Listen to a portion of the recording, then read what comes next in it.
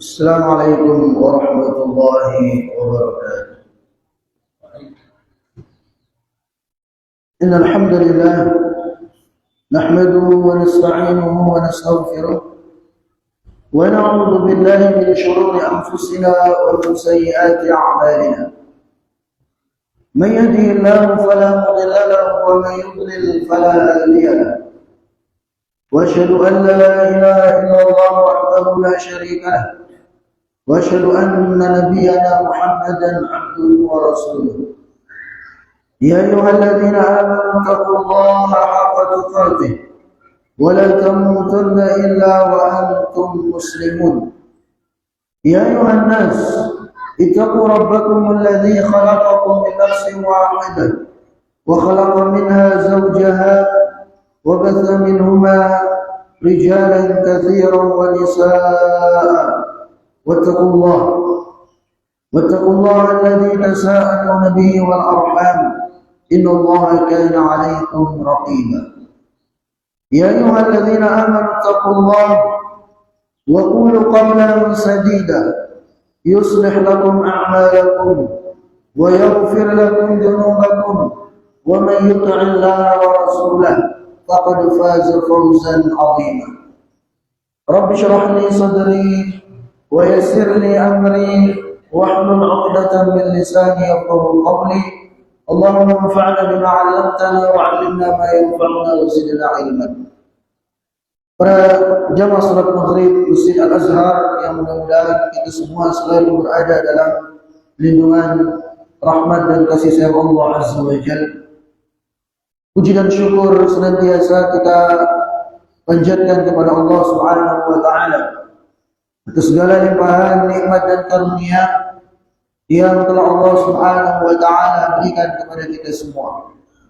Terkhusus nikmat iman dan Islam, begitu pula nikmat kesehatan dan kesempatan yang alhamdulillah sampai detik ini masih kita miliki dan rasakan, sehingga sudah merupakan kewajiban bagi kita untuk berusaha menggunakan sisa-sisa dari nikmat umur dan kesempatan yang masih diberikan kepada kita ini untuk terus memperbanyak amal soleh, untuk terus memperbanyak ketaatan kepadanya.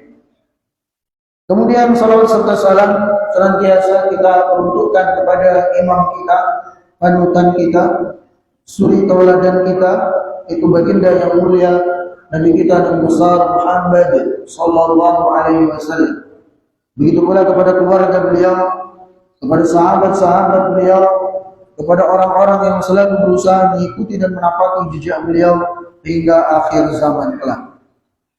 Nah, para jemaah yang memuliakan, pada kesempatan ini kita lanjutkan pembahasan kita dari tafsir Juz' Amma. Itu kita masih pada pembahasan surah Al-Balad. Masih pada pembahasan surah Al-Balad, di mana Allah Subhanahu wa taala berfirman, A'udzu billahi minasyaitonir rajim. Bismillahirrahmanirrahim. La uqsimu bihadzal balad. Ya, di sini Allah Subhanahu wa taala bersumpah dengan negeri Mekah.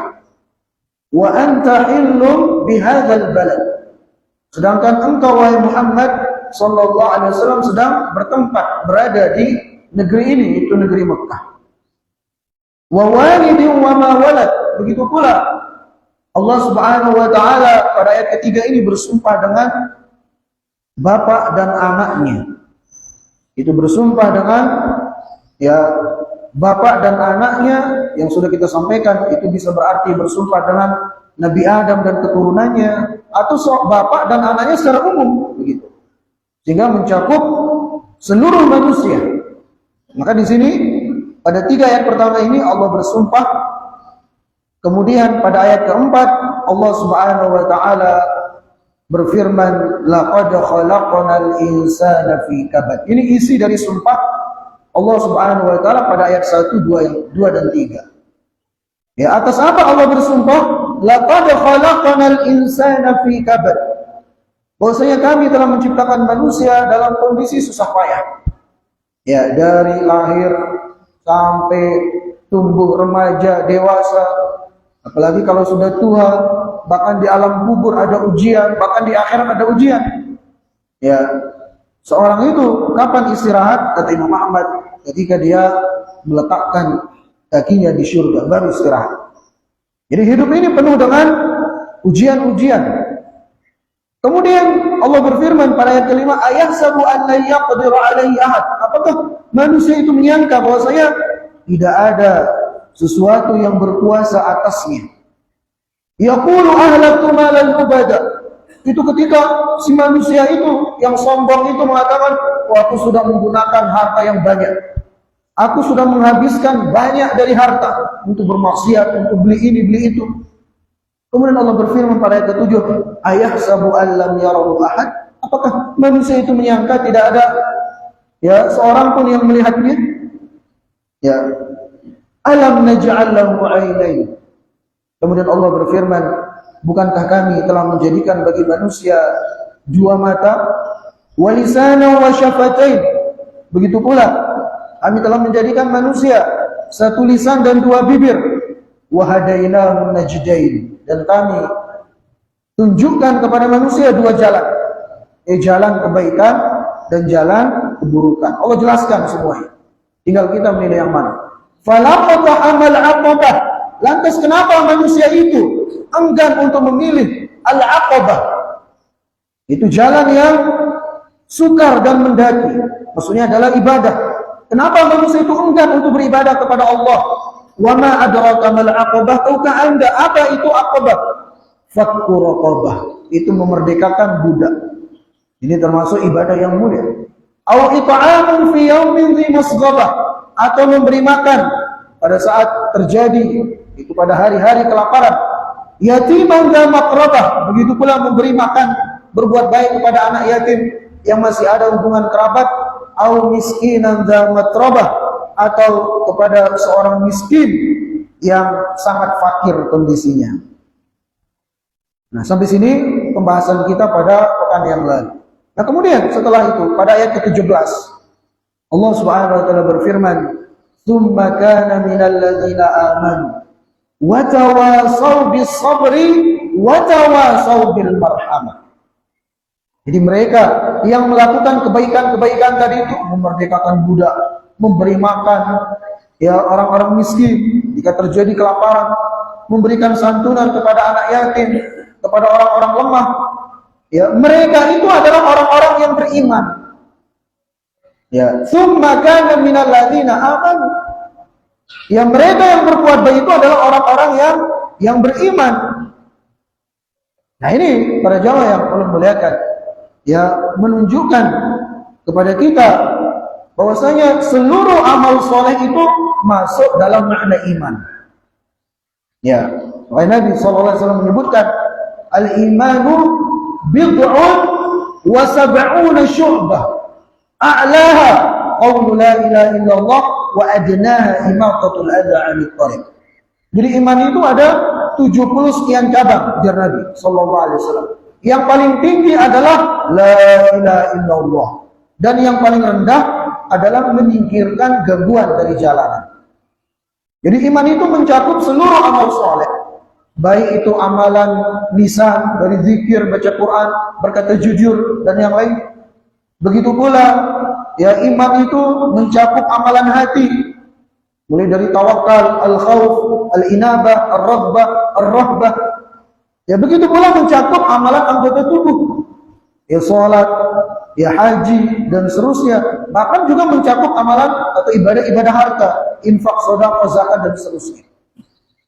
Itu ya makna yang pertama dari tsumma kana minal ladzina amanu. Atau makna yang kedua atau sebagian para ulama, bahwasanya ayat ini menunjukkan kepada kita syarat seseorang itu kemudian dengan amal solehnya itu bisa meraih pahala, dengan amal solehnya itu bisa meraih surganya Allah Subhanahu wa taala, adalah dia harus menjadi seorang mukmin. Dia harus menjadi seorang yang muslim, yang beriman kepada Allah, yang ridha Allah sebagai Tuhannya, Nabi Muhammad sebagai nabinya sallallahu alaihi wasallam, Al-Qur'an sebagai kitabnya. Itu syarat baru amal soleh itu bermanfaat bagi dirinya. Maka kalau ada orang, ya, dan ini sering kita sampaikan, sebanyak apapun kebaikannya yang dia lakukan di dunia, kalau dia belum beriman kepada Allah, maka itu semua tidak akan bernilai di sisi Allah. Ya, di dunia mungkin, tapi di akhirat semuanya akan sia-sia. Allah berfirman, "Wa qadimna ila ma 'amilu min 'amalin faj'alnahu haba'an manthura." Yang artinya, dan kami terima apa yang mereka lakukan dari amal perbuatan, kemudian kami jadikan seperti debu yang bertebaran yang tidak ada nilainya. Ini kebaikan-kebaikan yang dilakukan oleh orang-orang kafir. Nah, kemudian watawasau bis sabri watawasau bil marhamah. Jadi mereka orang-orang yang beriman, kemudian mereka melakukan amal soleh, baik yang berkaitan dengan hubungannya dengan Allah, seperti sholat, puasa, zakat, haji, atau yang berkaitan dengan hubungannya dengan sesama, yang memberi makan fakir miskin, menyantuni anak yatim, dan yang lainnya. Kemudian apa yang mereka lakukan? Watawasau bis sabri. Mereka saling berwasiat dengan kesabaran, saling menasihati dengan kesabaran. Ya, kata beliau di sini, annahum yusi ba'duhum ba'dan bis sabri. Jadi mereka orang-orang yang beriman dan beramal soleh itu saling menasihati dengan kesabaran. Wal muradu bis sabri habsun nafsi amma la yaliqu min ma'siyatillah aw min tarki ta'atillah aw min al-jaza' wa tasakhut inda nuzuli aqdarillahi al-mu'limah.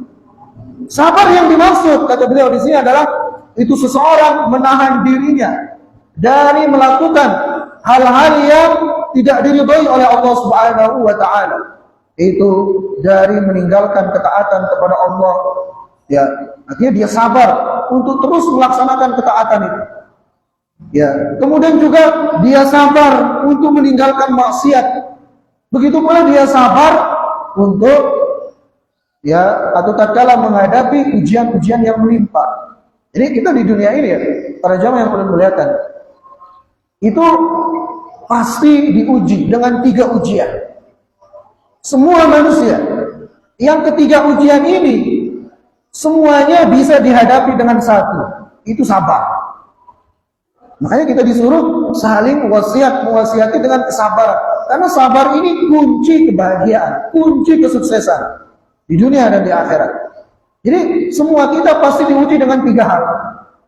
Pertama, ujian dalam bentuk melaksanakan perintah-perintah Allah.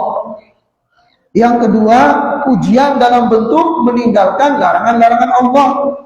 Yang ketiga, ujian dalam bentuk musibah-musibah yang menimpa, yang sudah Allah takdirkan bagi kita. Nah, ketiga-tiga ujian ini membutuhkan kesabaran. Menghadapinya adalah dengan sabar. Ya, dalam melaksanakan perintah Allah pastinya dibutuhkan kesabaran. Ya, lagi asik-asiknya begawi bekerja, ada panggilan azan, sabar. Tinggalkan gawean kita, penuhi panggilan Allah. Butuh kesabaran di sana. Apalagi dalam meninggalkan maksiat, pastinya butuh kesabaran. Karena syahwat kita ini yang selalu mendorong kita melakukan dosa. Belum lagi setan yang selalu berusaha menjerumuskan kita ke dalam dosa dan maksiat. Di sana dibutuhkan kesabaran. Kesabaran untuk mengekang hawa nafsu kita. Kesabaran untuk melawan syaitan supaya kita tidak terjerumus ke dalam maksiat. Begitu pula, ya, sabar ketika kita mendapatkan ujian-ujian yang itu pasti. Allah berfirman dalam Al-Quran, Alif Lam Mim, ahasiban nasu an yutraku an yaqulu amanna wa hum la yuftanun wa laqad fatanna alladhina min qablihim fala ya'lamanna Allahu alladhina sabaru wa la ya'lamanna al-kadhibin. Alif Lam Mim. Apakah manusia itu mengira ketika mereka mengatakan saya beriman atas mereka tidak diuji? Sungguh kami telah menguji orang-orang sebelum mereka, sehingga kami pun mengetahui siapa dari mereka yang jujur dalam keimanannya dan siapa dari mereka yang dusta dalam keimanannya. Ini ujian itu sebuah kepastian. Dalam ayat yang lain Allah berfirman, "Wala nabluwannakum hatta na'lamal mujahidin minkum was-sabirin." Dan kami pasti akan menguji kalian sampai jelas bagi kami siapa dari kalian yang bersungguh-sungguh dan bersabar dalam imannya. Nah, ini. Jadi orang-orang yang beriman, ya, orang-orang yang atau ciri orang-orang yang sukses, ciri orang-orang yang bahagia adalah mereka saling mewasiati dengan kesabaran. Ya.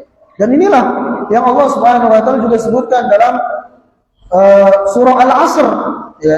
Wal 'asri innal insana lafi khusr illa alladziina aamanu wa 'amilus shalihat wa tawashaw bis sabri. Ya, jadi semua manusia merugi. Ya, innal insana lafi khusr, semua manusia merugi kecuali alladziina aamanu, yang beriman, wa 'amilus shalihat, yang beramal saleh, wa tawashaw bil haqq, kecuali mereka yang saling wasiat dengan kebenaran, wa tawashaw bis sabr. Ya, mereka yang saling wasiat dengan kesabaran. Jadi itu kunci sukses dunia akhirat, kunci supaya kita tidak termasuk orang-orang yang merugi. Ya, wa tawashaw bis sabr, dan mereka saling wasiati dengan kesabaran. Wa tawashaw bil marhamah, begitu pula mereka saling wasiati dengan rahmah, bil marhamah, dengan kasih sayang. Nah, kata beliau di sini, ay anna ba'dahum yusi ba'dan bil marhamah. Itu sebagian dari mereka, orang-orang yang beriman dan beramal saleh itu, ya, sebagian menasihati, mengingatkan, berwasiat kepada yang lainnya, ya, dengan kasih sayang. Itu bi an yarhamu ba'dha, dengan mereka berkasih sayang kepada sebagian yang lainnya. Fayusi ba'duhum ba'dan bi rahmatil miskin, maka mereka saling berwasiat agar berkasih sayang kepada orang-orang miskin. Wa bi rahmatil yatim, begitu pula berkasih sayang dengan anak-anak yatim. Wa bi rahmati sahibil hajah, begitu pula berkasih sayang dengan orang-orang yang membutuhkan bantuan. Ya, saling mengingatkan, ya, untuk menolong saudara-saudara kita yang membutuhkan, untuk berkasih sayang. Ya. Dan kasih sayang sesama mukmin itu salah satu sebab seorang masuk surga. Kata Nabi sallallahu alaihi wasallam, "La tadkhulul jannata hatta tu'minu wa la tu'minu hatta tahabbu." Ya Nabi sallallahu alaihi wasallam. Yang artinya kalian tidak akan masuk surga sampai kalian beriman. Dan kalian tidak akan sempurna imannya sampai kalian saling berkasih sayang antara yang satu dengan yang lainnya. Ya. Maka orang-orang yang beriman, ya, dengan saudaranya saling menyayangi, saling mencintai. Ya, tentunya kasih sayang, rasa cinta yang dibangun di atas apa? Di atas ridho Allah. Kasih sayang yang dibangun dalam rangka menggapai ridho Allah Subhanahu wa ta'ala. Inilah kasih sayang yang akan mengantarkan seseorang ke surga. Kasih sayang yang akan menjadikan, ya, seseorang mendapatkan naungan di padang mahsyar pada saat tidak ada naungan kecuali naungan dari Allah Subhanahu wa ta'ala. Sebagaimana sabda Nabi SAW dalam hadis yang sahih, "Sab'atun yudhilluhumullahu fi dhillihi yawma la dhilla illa dhilluh." Ada 7 golongan yang Allah akan naungi di padang mahsyar, di mana pada saat itu tidak ada naungan kecuali naungan dari Allah.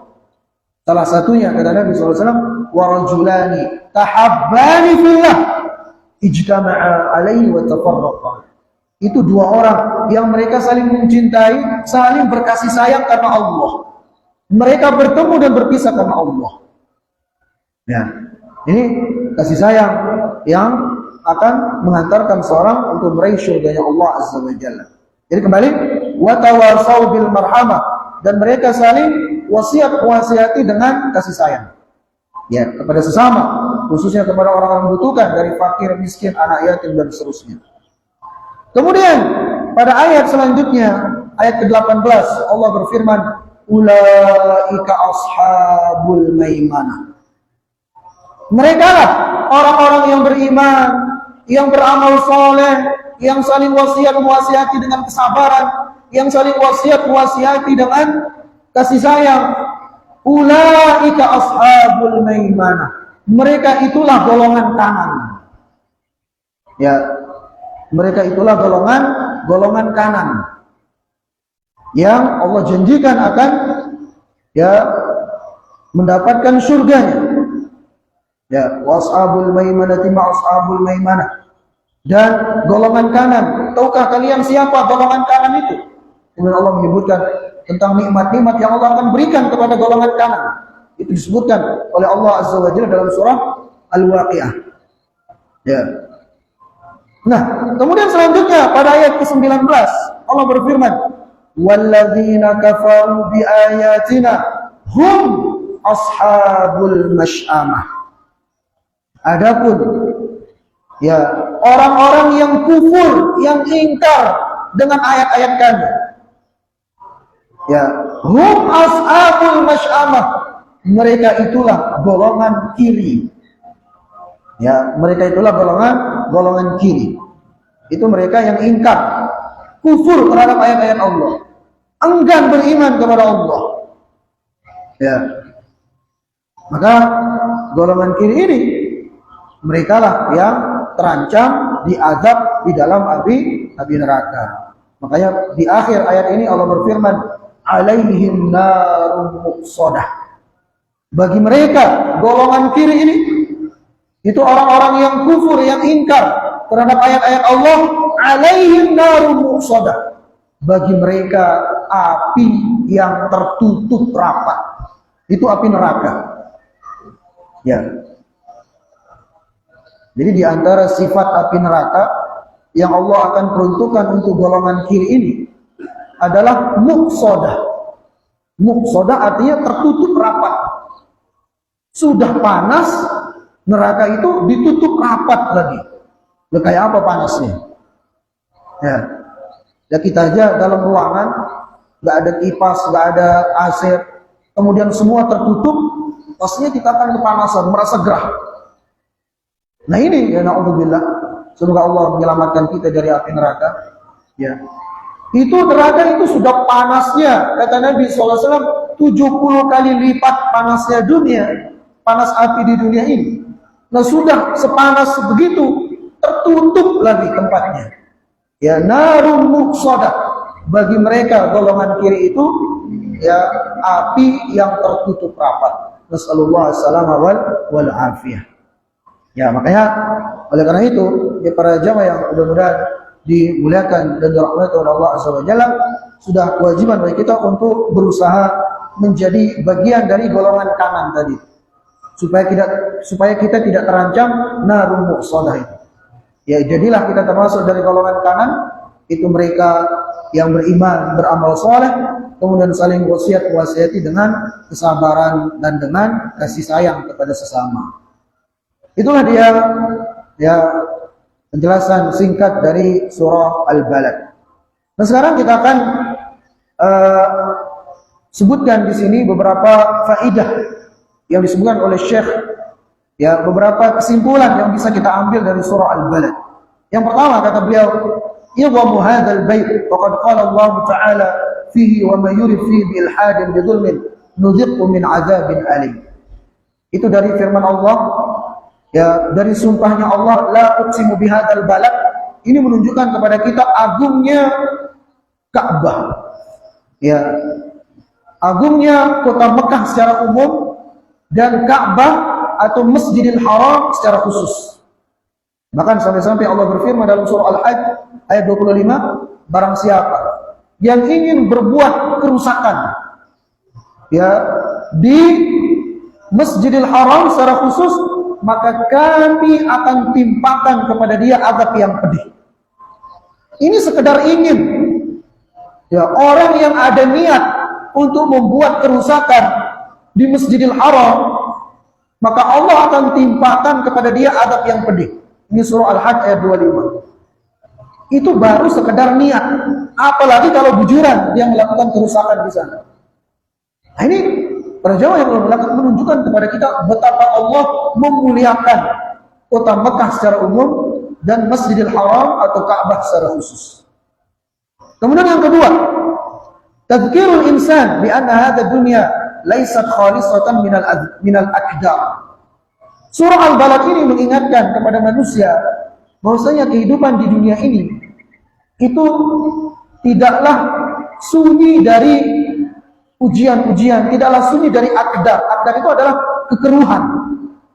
Bal la budda an yakuna fi aqdar wa masyaq wa masa'ib.